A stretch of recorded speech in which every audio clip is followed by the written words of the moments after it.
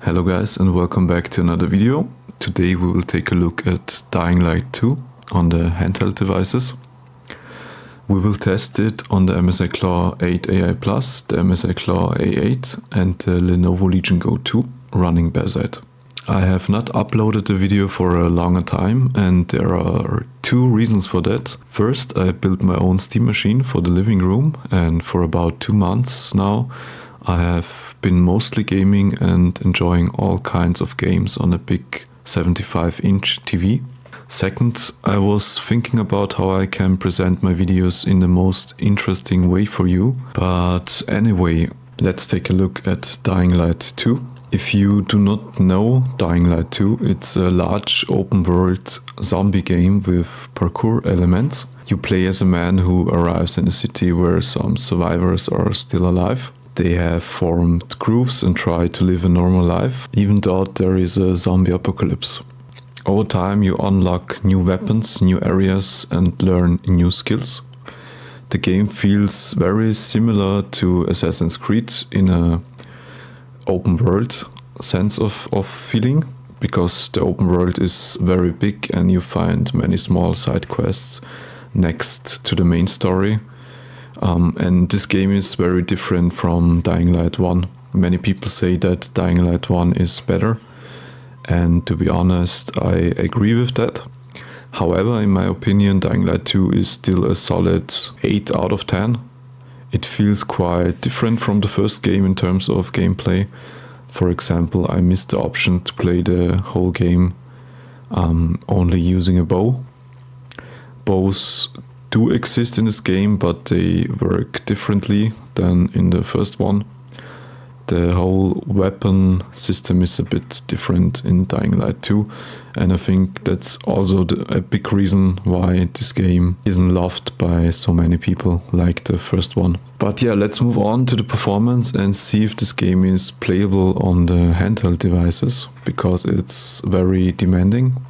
You will now see some scenes in the daylight. The settings are 800p with very low graphic settings. With these settings you can play the game at around 60 frames per second most of the time. Indoors the frame rate is clearly above 60 frames per second. However, in many outdoor areas it often drops below 60 FPS and you can definitely feel that.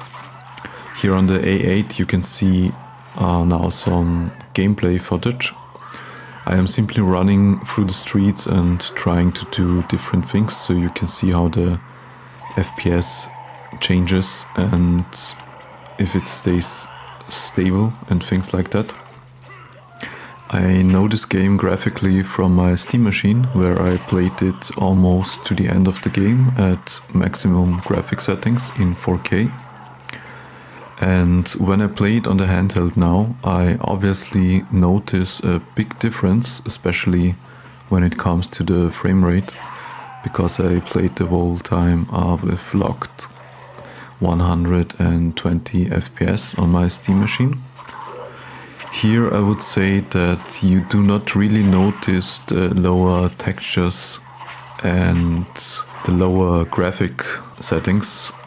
I mean, of course you can notice it, but it's not the main issue here. What I noticed the most on the handheld is that the image looks a little bit blurry and pixelated, as if everything is slightly out of focus. Even when you set the game to full HD, it still looks like that. And yeah, now you can see we played with 20 TDP.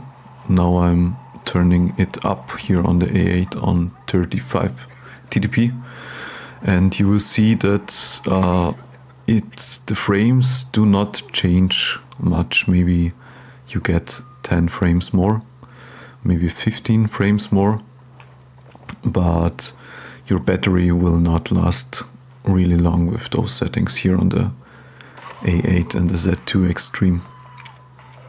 And yeah, because of the out of focus pixelated topic, I read on Reddit that this is related to the engine used in Dying Light 2, Maybe that is why it's not the best choice for handheld gaming.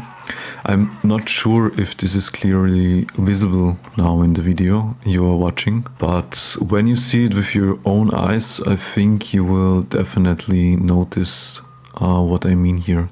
That everything is a little bit out of focus, a little bit pixelated, and yeah. Here I switched the graphics settings to medium at 35 TDP, so you can see how the frame rate looks. As soon as we increase the settings, we lose a lot of performance. In this case, we lose around 15 to 20 FPS. And if I were you, I would stick to very low or low settings if you want a smooth gameplay experience. If you don't care about a smooth gameplay experience and you are good with 30 FPS, you can go to medium or even high, or you can set it to full HD. That's also possible. With full HD you also lose around 10 frames per second, so yeah, that's a lot. Let us switch to the Lenovo Legion Go 2, running Bazzite as the operating system. Here I will show you some gameplay at low settings and 800p. It is not very different from the MSI Claw A8 from the feeling, and the main difference right now is that this is running at 20 watts while the A8 was running at 35 watts. Both systems are using FSR as upscaling method, and I hope you can still see the frame counter at the top on the Lenovo Legion Go 2, because the frame counter built into SteamOS or Bazzite cannot be made bigger like you can do it with MSI Afterburner on Windows. I tried everything. I searched on Google, I was asking in forums, even asking AI. In the end, nothing helped. There is no way to make the counter larger, and that's always a problem when I recorded videos in the past with the Lenovo Legion Go 2, that a lot of people are saying they can't read it, but I can't make it bigger. I'm sorry for that. And yeah. Let us see if the performance changes when we set the device to 30 TDP. And surprisingly, not much changes here. Because of that, you might as well play at 20 TDP, but look for yourself and watch the rest of the video and keep an eye on the FPS, because you will see there isn't much change with a higher TDP. Now let us quickly summarize whether I would recommend this game on the Z2 Extreme. Is it even worth buying this game if you have a Z2 Extreme and want to play it on that device? And yeah, that's a difficult question. If you buy the game on sale, for example, for 15 to 20 bucks, I would say yes, it is worth it. But do not expect stable 60 FPS all the time. You also have to be okay with playing the game at 800p and low settings. And you have to know that this is not a short game.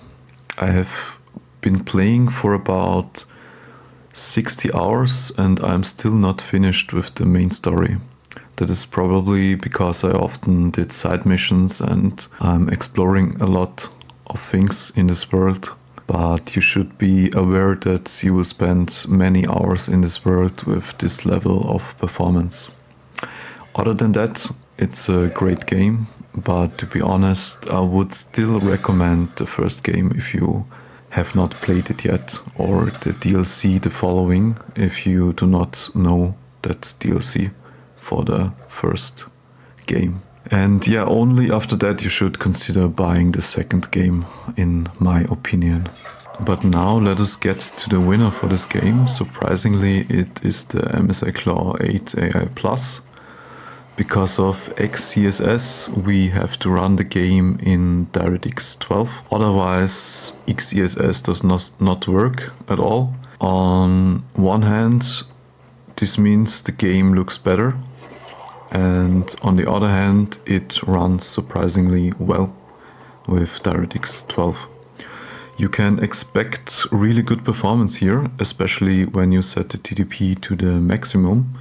This makes a big difference on the Intel chip compared to the Z2 Extreme, because where the Z2 Extreme gains almost no performance from higher TDP, the Intel chip behaves very differently and scales much better.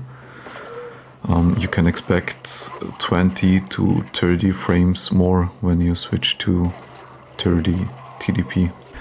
As I said, play this game on your handheld only if you are okay with lower graphic settings.